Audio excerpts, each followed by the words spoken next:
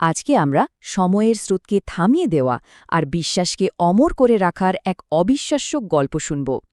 এটা কিন্তু কোনো কল্পকাহিনী নয়, বরং কোরআনে বলা হয়েছে এমন এক বাস্তব ঘটনা, যেখানে কয়েকজন যুবক ঘুমিয়ে পার করে দিয়েছিলেন ৩০০ বছরেরও বেশি সময়। চলুন এই অসাধারণ ঘটনার গভীরে যাওয়া যাক। এই প্রশ্নটা শুনলেই মনে হবে এটা তো অসম্ভব, কিন্তু কি হবে যদি বলি ইতিহাস আর ধর্মগ্রন্থে এমন এক অলৌকিক ঘটনার কথা বলা আছে যা আমাদের সব ধারণাকেই পাল্টে দেয়। হ্যাঁ, এই গল্পটি সেই ৭ জন যুবকের, যারা প্রকৃতির নিয়মকে পাশ কাটিয়ে ৩০৯ বছরের এক গভীর ঘুমে আশ্রয় নিয়েছিলেন। চলুন তাহলে গল্পের গভীরে যাওয়া যাক। সময়টা ছিল খুব কঠিন, রোমান সাম্রাজ্যের অধীনে।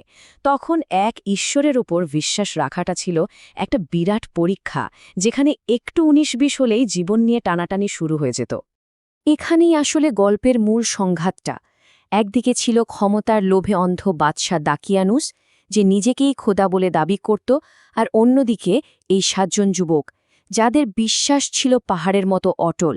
তারা কিন্তু একদম নির্ভয়ে ঘোষণা করলেন, আমাদের পালনকর্তা শুধু একজনই, যিনি এই আকাশ আর পৃথিবীর মালিক। তো একটা সময় এলো যখন তাদের জীবন আর বিশ্বাসের মধ্যে যে কোনো একটাকে বেছে নিতে হতো। তখন এই যুবকেরা একটা কঠিন সিদ্ধান্ত নিলেন। জীবনের চেয়ে তাদের কাছে ঈমানের দাম ছিল অনেক বেশি, আর তাই তারা এক অনিশ্চিত পথে পা বাড়ালেন। ভাবুন একবার, নিজেদের বিশ্বাসকে বাঁচাতে তারা সব কিছু ছেড়ে দিলেন। ঘরবাড়ি, আপনজন, পরিচিত শহর। আশ্রয় নিলেন শহরের কোলাহল থেকে অনেক দূরে, এক নির্জন অচেনা গুহায়। দীর্ঘ পথ চলার পর ক্লান্তিতে সেখানেই তাদের চোখ দুটো ঘুমে জড়িয়ে এলো। কিন্তু এটা কোনো সাধারণ ঘুম ছিল না। না, একদমই না। এটা ছিল আসলে এক ঐশ্বরিক ব্যবস্থা, এক গভীর ঘুম, যা সময়ের সব হিসাব নিকাশকে ওলট পালট করে দেবে আর জন্ম দেবে এক অবিশ্বাস্য রহস্যের। তারা ঘুমিয়েছিলেন একদিন, ১ বছর, ১০ বছর নয়, পুরো ৩০৯ বছর। একবার চিন্তা করে দেখুন তো, এই বিশাল সময়ে পৃথিবীতে কত কিছু ঘটে গেছে, কত সাম্রাজ্য গড়ে উঠেছে, আবার ভেঙেও গেছে। আর তারা ছিলেন এই সব কিছুর বাইরে, এক গভীর ঐশ্বরিক ঘুমে। পবিত্র কুরআনের সূরা আল কাহাফে এর কিন্তু দারুণ একটা বর্ণনা আছে। বলা হয়েছে যে তাদের কানে এমন একটা আবরণ দিয়ে দেওয়া হয়েছিল, যাতে বাইরের কোনো শব্দই তাদের ঘুমে ব্যাঘাত ঘটাতে না পারে। আরও আশ্চর্যের ব্যাপার হলো, তাদের চোখগুলো খোলা ছিল, যা দেখলে যে কেউই ভয় পেয়ে যেত। এমনকি সূর্য তার পথ কিছুটা বদলে নিত, যাতে এর আলো সরাসরি তাদের গায়ে না লাগে। আর সেই গুহার দরজায় তাদের বিশ্বস্ত কুকুরটা ৩০০ বছর ধরে পাহারা দিয়ে গেছে। আর তারপর প্রায় ৩০০ বছর পর আল্লাহর হুকুমে তারা জেগে উঠলেন।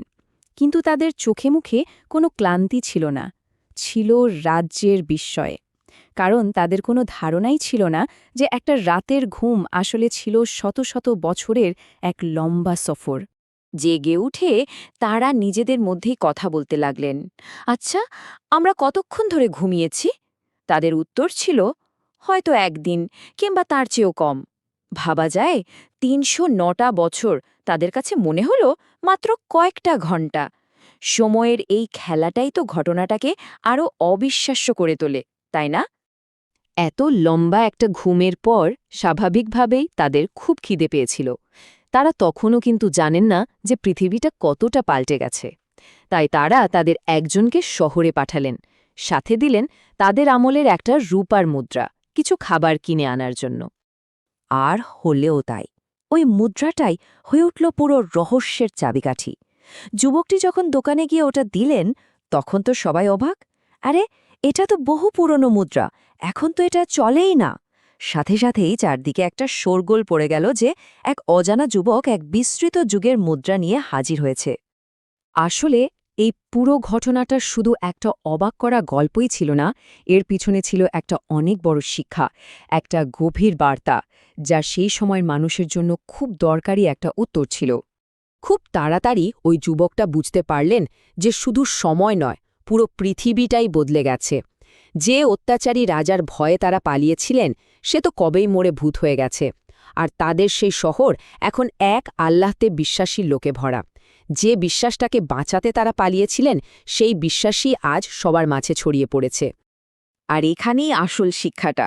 এই ঘটনাটা ছিল পুনরুত্থানের, মানে মৃত্যুর পর আবার বেঁচে ওঠার একটা জীবন্ত উদাহরণ। বার্তাটা ছিল খুব পরিষ্কার যে আল্লাহ কয়েকজন মানুষকে ৩০৯ বছর ঘুম পাড়িয়ে ঠিকঠাকভাবে জাগিয়ে তুলতে পারেন। তিনি শেষ বিচারের দিনে সমস্ত মানুষকে আবার জীবন দিতেও সক্ষম।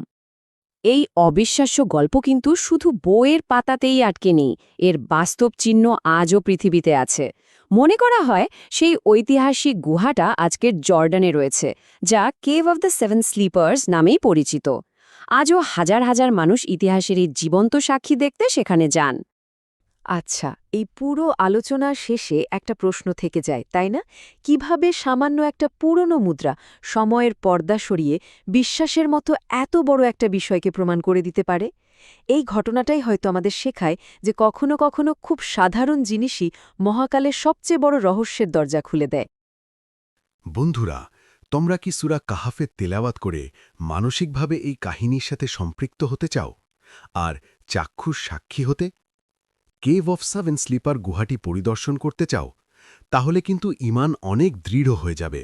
সেই সাথে ঐতিহাসিক সূরা কাহাফটি হয়ে উঠবে তোমাদের অন্তরে প্রাণবন্ত ও বর্তমান।